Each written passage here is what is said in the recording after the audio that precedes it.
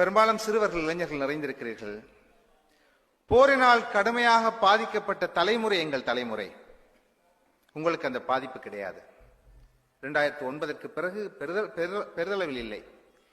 நாங்கள் இன்று காலை பாடசாலைக்கு சென்றால் மாலையில் வருபவன் அவனா இல்லை அதுவா என்று தெரியாத அளவுக்கு குண்டுவீச்சுக்கள் நிரம்பிய காலத்தில் நாங்கள் கற்றோம்.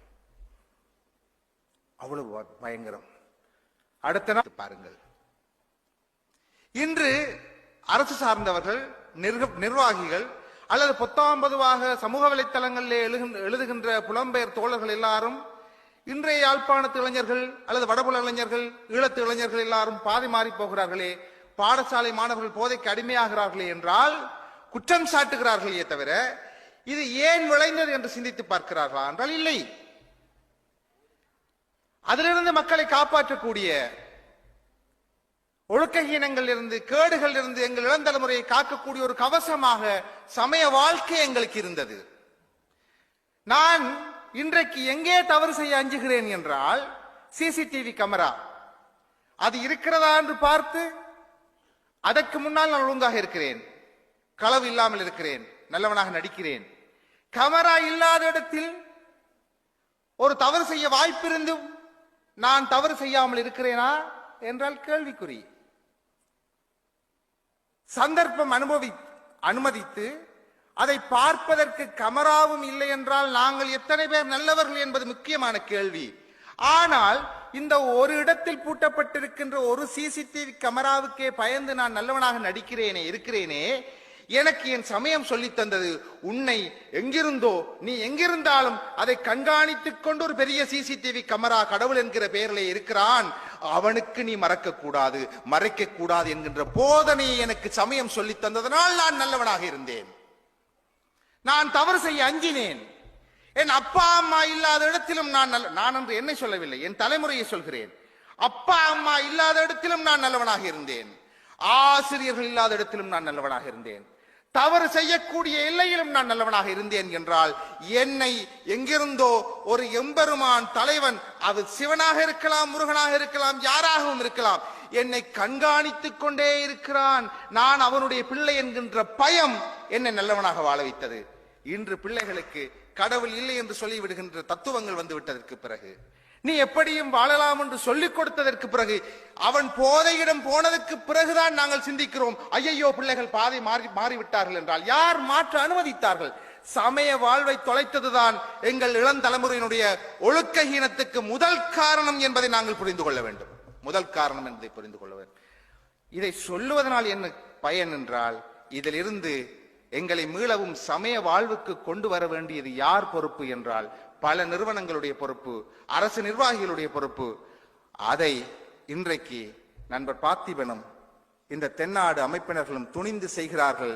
சமய வாழ்வில் போர் தந்த இடைவெளியை அவர்கள் இட்டு நிரப்பி மீண்டும் சமயத்துக்கு எங்கள் இளைஞர்களை அழைத்து வருகிறார்கள் என்றால் இது ஒரு மாபெரும் தொண்டு, மாபெரும் திருப்பணி என்கிற காரணத்தினால் நான் அவர்களுக்கு எங்களுடைய தலைமுறை அத்தனை பேர் சார்பில் நன்றி பாராட்ட கடமைப்பட்டிருக்கிறேன். அவர்களுக்கு எங்களுடைய வாழ்த்துக்கள் உரியதா.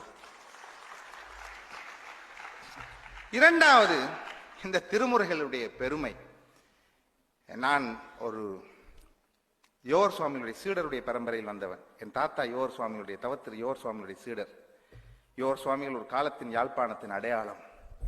யாழ்ப்பாணம் ஒரு காலத்தின் சித்தாந்த சைவத்தினுடைய அடையாளமாக இருந்த பூமி. நான் சொன்னால் பெருமக்கள் கோவிக்க கூடாது, தமிழகத்தில் இருந்த அந்த பெருமக்கள். தமிழகத்துக்கு கூட சமய பாட விஷயங்களில், பள்ளிக்கூடத்தில் சமயத்தை பாடமாக்கியதில் இலங்கை வழிகாட்டிய ஒரு பெருந்தன்மையுடையது. இன்றைக்கும் நாங்கள் பார்த்தால் தமிழகத்தில் என்னோடு முனைவர் பட்டம், கலாநிதி பட்ட ஆய்வில் மேற்கொண்ட பல மாணவர்களுக்கு ஒரு 5 தேவாரங்களுக்கு மேலே தெரியாது. ஆனால் நான் 2ஆம் வகுப்பிலேயே எனக்கு 15 திருமுறைகள் பாடமாக இருந்தன. அது அப்பொழுது தெரியவில்லை, விளையாட்டாக பாடமாக்கியது, பரீட்சைக்காக பாடமாக்கியது. ஆனால் மனதுக்கு ஒரு துயரம் வருகிற பொழுது, இன்னல் எல்லாருக்கும் வரும், அந்த இன்னல் வருகின்ற பொழுது என் மனத்தை இறக்கி வைப்பதற்கான ஒரு பாரம். அண்ணன் சொன்னது போன்று இன்று உளவியல் பிரச்சனையில் பிள்ளைகள் தவிக்கிறார்கள் என்றால் அவர்களுக்கு அதை இறக்கி வைப்பதற்கான ஒரு பாரம் இருக்கவில்லை. எனக்கு பல வேளைகளில் திருமுறைதான் பாரமாக இருந்தது. நான் என் கவலையை திருமுறைகளிடம் சொல்லுவேன். எப்படி அது வந்ததென்றால், என்னுடைய தாத்தா யோர் சுவாமியுடைய சீடர், கோப்பாய் பதிவாளராக இருந்தவர், அவர் ஜோதிடர்களை நாடியது கிடையாது. வீட்டில் ஏதாவது விசேஷம் வைக்க விளைந்தால் அல்லது ஏதாவது நாட்குறித்தால் சாதகமாக இருக்கிறதா இல்லையா, இதை கொண்டு செல்லலாமா என்று தீர்மானிப்பதற்காக யோர் சுவாமிகளுடைய சிவதொண்டன் பதிப்பகம் வெளியிட்ட ஒரு திருமுறை புத்தகம் வைத்திருந்தார் வீட்டில். இன்றைக்கும் எனக்கு நல்ல ஞாபகம் இருக்கிறது. அந்த மட்டை, ஒரு மஞ்சள் கயிறு, என்னை அழைத்து அல்லது அண்ணாவை அழைத்து என் தங்கச்சியை கூப்பிட்டு திடீரென்று கண்ணை மூடி, இதில் ஒரு தாளுக்கு நீ இந்த மஞ்சள் கயிறு இடு என்று சொல்லுவார்கள். நாங்கள் இடுவோம். அந்த பக்கத்தை புரட்டுவார்கள். வலது பக்கத்தில் மேலே வருகின்ற திருமுறையை படிப்பார்கள். அந்த திருமுறையில் அவருக்கான செய்தி இருந்தது. இது சத்தியம் பெருமக்களே. அவர் அந்த திருமுறையை ஒரு ஜோதிடரை விட ஒரு தெய்வ வாக்காக கருதினார். அப்படியாக திருமுறைக்கு முக்கியத்துவம் கொடுத்த மண் எங்களுடைய மண். இடையிலே வந்த இடைவெளி எங்களை திருமுறையில் இருந்து அந்நியமாக்கிவிட்டது. ஆனால் மீளவும் இந்த திருமுறைகளுடைய தெய்வ பெரும் புதையல்களுடைய அந்த கண்ணியத்தையும் உயர்வையும் அவற்றினுடைய ஆற்றலையும் பறைசாற்றுவதற்காக இந்த விழா வழிகோலி இருப்பது எனக்கு மிகுந்த மகிழ்ச்சியை தருகிறது. அதற்காகவும் என்னுடைய நண்பன் பார்த்திபன் உள்ளிட்ட இந்த தென்னாடு அமைப்பினர்களுக்கு நான் என்னுடைய நன்றிகளை பதிவு செய்வதை என்னுடைய கடமையாக நான் கருதுகிறேன். இனி நான் என்னுடைய தலைப்புக்கு வந்து விடுகிறேன். ஐயா அவர்கள் அருமையான தொடக்கம் செய்தார்கள். அடியாருடைய பெருமைகளை சொன்னார்கள். அதிலிருந்து ஒரு அடியார் குறித்த பெரிய புராணத்தில் வருகின்ற செய்தி தான் என்னுடைய தலைப்பு. மன்னிய சீர் சங்கரன் தாழ் மறவாமை பொருள். அந்த அடியாருடைய வரலாறு புதுமையாக இருக்கும். அதை நான் சுருக்கமாக சொல்லுவேன். அதற்கு முன்னதாக இன்றைய அரங்கின் தலைமை உரையில் அண்ணன் விஜயசுந்தரம் அவர்கள் கேட்ட ஒரு கேள்வியோடு என்னுடைய உரையை நான் தொடங்க விரும்புகிறேன். அந்தணர்கள் இல்லை, ஓர் அந்தணர் பல ஆலயங்களை பார்க்க வேண்டிய தேவை இருக்கிறது. அந்தணர்களை நாங்கள் ஏற்றுமதி செய்து விட்டோம். ஆலயங்கள் பலவாகிவிட்டன. இந்த நேரத்தில் எவ்வாறு பூசணைகளை நடத்துவது என்பது கேள்வி. ஆறுமுக நாவலர் பெருந்தகை, நான் அவருடைய கல்வி பாரம்பரியத்தில் வந்தவன். என் ஆசிரியருடைய பரம குரு அவர், நாவலர் பெரும்பான். அவர் எழுதுகிறார், புதிதாக ஆலயங்களை ஸ்தாபிக்காதீர்கள். கீழமடைந்த சிதைந்து போன ஆலயங்களில் வழிபாடை தொடர்வதற்கான வழிவகைகளை செய்யுங்கள். அது எவ்வளவு பெரிய வார்த்தை! எவ்வாறு நாங்கள் வழிபாடு ஏற்ற வேண்டும்? அந்த பூசணைகளை செய்கின்ற தகுதி எனக்கு இருக்கிறதா? நான் எவ்வாறு பூசணை நடத்த வேண்டும் என்கின்ற கேள்விக்கு பெரிய புராணம் பதில் சொல்கிறது. அப்படி பதில் சொல்லக்கூடிய ஒரு நாயனார் தான் இன்று எனக்கு தலைப்பாக தரப்பட்டிருக்கிறார். பெரிய புராணத்தில் சாக்கிய நாயனார் என்கின்ற அடியார். அந்த பெயரே உங்களுக்கு புதுமையாக இருக்கும். சாக்கியம் என்றால் பௌத்தம். பௌத்தத்தினுடைய ஒரு பிரிவுக்கு சாக்கியம் என்று பெயர். சைவ சமய புத்தகத்திலே சாக்கிய நாயனாரா? பௌத்த நாயனார் என்கின்ற ஒரு பெயரோடு ஒருவர் சமய நாயன்மார்கள் இருக்கிறார்களே, இது எப்படி பெரிய புராணம் அனுமதிக்கிறது என்று நாங்கள் இன்றைக்கு எங்களுடைய சிற்றறிவோடு எல்லைப்பட்டு வாழ்ந்துடுவோம். பெரிய புராணம் அந்த எல்லைகளை கடந்தது பெருமக்களே. நாங்கள் முதல் அந்த மனநிலைக்கு வர வேண்டும். பெரிய புராணத்துக்கு மூலமாக இருக்கின்ற திருத்தொண்ட தொகையை பாடிய சுந்தரமூர்த்தி நாயனார் என்கின்ற அந்த பெருந்தகை அந்த 61 தனியடியார்களை பாடியதற்கு பிறகு தொகையடியாரை பாடுகிற பொழுது அப்பாலும் அடிச்சார்ந்த அடியார்க்கும் அடியேன் என்று ஒன்றி பாடுகிறார். ஒரு குழுவினர்களை பாடுகிறார். யார் இந்த அப்பாலும் அடிச்சார்ந்தார்கள் என்ற கேள்வியை பெரிய புராணத்தில் சேக்கிலார் கேட்கிறார். அப்பேற்பட்ட பெருந்தகை சேக்கிலார். எனக்கு பெரிய மகிழ்ச்சி என்ன என்றால், இன்றைக்கு நான் உரையாற்றுகின்ற இந்த அரங்கம் சேக்கிலாருடைய அரங்கம், அவருடைய பெயரில் அமைந்த அரங்கம். உலக இலக்கிய வரலாற்றில் பெருமக்களே, ஈழத்து இலக்கியம், தென்னிந்திய தமிழ் இலக்கியம் என்ற எல்லை கிடையாது. உலக இலக்கிய வரலாற்றிலேயே காப்பியம் என்கின்ற இலக்கியத்துக்கு ஒரு பெரிய புதிய வரவிலக்கணம் செய்தவர் சேக்கிலார். சந்தேகம் இல்லை. காப்பியம் என்றால் என்ன இலக்கணம் தெரியுமா? தன்னிகர் இல்லா தலைவனை உடைத்தாய். ஒரு தலைவனை, அவன் அரசனாக இருப்பான், சக்கரவர்த்தியாக இருப்பான். அப்படிப்பட்ட தலைவனை, அவனுடைய அரச குடி, அவன் வாழ்ந்த நாடு, அவற்றுடைய பெருமைப்பட பாடுவதுதான் காப்பியம் என்கின்ற இலக்கியம், இலக்கிய வகைமை. கிரேக்க காப்பியங்கள் உலக புகழ் பெற்றவை. ஆங்கில காப்பியங்கள் உலக புகழ் பெற்றவை, காளிதாசனுடைய சமஸ்கிருத காப்பியங்கள் உலக புகழ் பெற்றவை, தமிழில் தோன்றிய சிலப்பதிகாரம் போன்ற காப்பியங்களும் புகழ் பெற்றவை. ஆனால் செக்கிலார் செய்த பெருமை, புதிய மாற்றம் என்ன தெரியுமா? ஏன் ஒரு தனி நபரை முன்னிறுத்த வேண்டும்? மாணவர்கள் தயவு செய்து கொஞ்சம் உங்களுடைய செவிகளை எனக்கு தர வேண்டும். ஒரு தனி நபரை முன்னிறுத்த வேண்டுமா? தனிநபர் ஒருவரை முன்னிறுத்தினால் அந்த தனிநபருடைய இறப்புக்கு பின்பு, தனிநபருடைய மறைவுக்கு பின்பு அது வீழ்ச்சியுறும். தாங்கள் எங்கள் போராட்ட வரலாற்றில் கண்ட உண்மை, வீழ்ச்சியுறும். தனிநபரை நாயகத்தன்மை கொடுக்காமல் ஒரு கோட்பாட்டுக்கு, ஒரு கொள்கைக்கு நாயகத்தன்மை கொடுத்தால் அது ஜீவிதம் பெற்று வாழும் என்று சேக்கிலார் புறம்பு நினைக்கிறார். எனவே கண்ணப்பர் கதாநாயகர் தான், ஆனால் அவரே முழு கதாநாயகர் இல்லை. அப்பர் பெரிய புராணத்தில் வருகிறார், சம்பந்த பெருந்தகை பெரிய புராணத்தில் வருகிறார், யார் மூலத்தை பாடினாரோ அந்த சுந்தரமூர்த்தி சுவாமிகள் வருகிறார். ஆனாலும் அந்த எல்லாரையும் இணைக்கின்ற ஒரு கோட்பாடு இருக்கிறதே, அந்த எல்லாரையும் இணைக்கிற கொள்கை இருக்கிறதே, அந்த தொண்டு என்கின்ற கொள்கைக்கு தலைமை கொடுத்து இந்த தொண்டைத்தான் நான் பிரதானமாக பாடுகிறேன் என்று ஒரு காப்பியம் செய்த காப்பியம் உலகத்திலேயே பெரிய புராணம் ஒன்றுதான் என்பது சேக்கிலாருக்கு கிடைத்த பெருமை.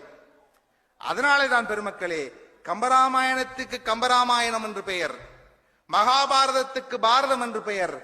தொண்டு என்கின்ற பண்பை முதன்மைப்படுத்திய காரணத்தினால் தான் இது திருத்தொண்டு புராணம், திருத்தொண்டர் புராணம் என்பதற்கு மேலே பெரிய புராணம் என்கின்ற அடையை பெற்றது என்பதை வரலாற்றாசிரியர்கள் பதிவு செய்கிறார்கள். அந்த அளவுக்கு சிறப்பான இலக்கியம். அதிலே ஒரு கதை, ஒரு நபர், அவருக்கு சிந்தனை வருகிறது, நான் ஒரு சமயத்தை, தத்துவத்தை பின்பற்ற வேண்டும் என்று நினைக்கிறார். ஆனால் அவர் அறிவார்ந்தவர். எந்த சமயத்தை பின்பற்ற வேண்டும் என்பதை நான் புத்திபூர்வமாக முடிவெடுப்பேன் என்று தீர்மானிக்கிறார். பெரும்பாலும் மக்களே, நாங்கள் அப்படி நினைப்பதில்லை. எங்களுக்கு எது பொருளாதாரம் தருகிறதோ, எது வளர்வதற்கான வாய்ப்புகளை தருகிறதோ அந்த சமயத்தை மாறி மாறி நாங்கள் போய்கொண்டே இருப்போம், மதம் மாறி. ஆனால் அவையெல்லாம் பொருள் அல்ல என்று நாங்கள் நினைப்பதில்லை. சார்வாகன் என்கின்ற புகழ்பெற்ற எழுத்தாளன் ஒரு சின்ன கதை எழுதுகிறார். நான் முழுவதையும் சொல்லவில்லை, 2 வரியை சொல்கிறேன். ஒரு சின்ன குழந்தை, அதற்கு ஜானைக்குட்டி பொம்மை வைத்திருக்க விருப்பம். அப்பாவை கேட்கிறது, எனக்கு ஜானைக்குட்டி பொம்மை வாங்கித்தா, ஜானைக்குட்டி பொம்மை வாங்கித்தா என்று கேட்கிறது. அப்பாவுக்கு உடனே வாங்கி கொடுக்க முடியவில்லை. வேலையில் அவர் கடுமையாக இருந்தார். பின்பு ஒரு 2-3 மாதங்கள் கழித்ததற்கு பிறகுதான் ஞாபகம் வந்தது, என் சின்ன குழந்தை வீட்டிலே ஜானைக்குட்டி பொம்மை கேட்டானே, நான் வாங்கி கொண்டு போவேன் என்று சம்பளம் கிடைத்த அன்று யானைக்குட்டி பொம்மையை வாங்கி கொண்டு வருகிறார். பிள்ளையிடம் கொடுக்கிறார். அந்த குழந்தை யானைக்குட்டி பொம்மையை தூக்கி எறிந்து விட்டு அவன் விசிலுதி கொண்டு ஓடுகிறான். நினைத்து பாருங்கள், ஒரு பருவத்திலே நாங்கள் பொருளாக கருதுவதை கொஞ்சம், உனக்கு பட்டம் பொருள் கிடையாது, உனக்கு பட்டம் பொருள் கிடையாது, சிவன் தாள் மறவாமை இருப்பது பொருள். உனக்கு பதவி பொருள் கிடையாது, சிவன் தாள் மறவாமை இருப்பது பொருள் என்று உன்னதமான பொருளை நோக்கி ஆற்றுப்படுத்துகிறார். அதுதான் சிறந்த அறிவினுடைய பயன். வள்ளுவர் சொல்கிறார், மெய்ப்பொருள் காண்பது அறிவு. உண்மையான பொருளை எப்பொருள் யார் யார்வாய் கேட்பினும் மெய்ப்பொருள் காண்பது அறிவு. எப்பொருள் எத்தன்மைத்து ஆயினும் மெய்ப்பொருள் காண்பது அறிவு. அந்த மெய்ப்பொருள் எது? மன்னிய சீர் சங்கரந்தாள் மறவாமை. அதுதான் பொருள். இதை எந்த கதையிலே வைத்து சேக்கிலார் காட்டுகிறார்? அந்த இளைஞர் வருகிறார். எங்கே வருகிறார்? அவர் காஞ்சிபுரத்துக்கு வருகிறார். அந்த காலத்து காஞ்சிபுரம் என்றால் உங்களுக்கு தெரியும், சமய அறிஞர்கள் நிறைந்த ஒரு நகரம், பட்டிமண்டபங்கள் நிறைந்த நகரம். மண்டலத்தில் தேங்கி விடாதீர்கள். அறிவில், ஆற்றலில், பயணத்தில் தேங்கி விடாதீர்கள். தேங்கினால் நாங்கள் குட்டையாகி விடுவோம். குட்டைகள் நாற்றம் தரும், சேராகிவிடும். தயவு செய்து ஓடிக்கொண்டிருங்கள். ஓடிக்கொண்டிருங்கள் என்று நான் சொல்லுவது உடலால் இல்லை, நீங்கள் இயங்கிக் கொண்டிருங்கள். இயங்கிக் கொண்டிருக்கிற பொழுதுதான் நாங்கள் நதியாவோம், தூய்மையாவோம், மற்ற அழுக்குகளை கழுவ வல்லவர்களாவோம். ஒரு குட்டைக்குள்ளேயே அடங்கிவிட்டால் அழுக்குகள் எங்களை நாற்றம் எடுக்க செய்துவிடும். அந்த இளைஞன் வெளியிலே சாக்கிய கோலம், பௌத்த கோலம் கொள்கிறான். அவனுடைய தேடல் நிற்கவில்லை. ஒரு கேள்வி இடையறாது அரித்துக் கொண்டே இருக்கிறது. சரி,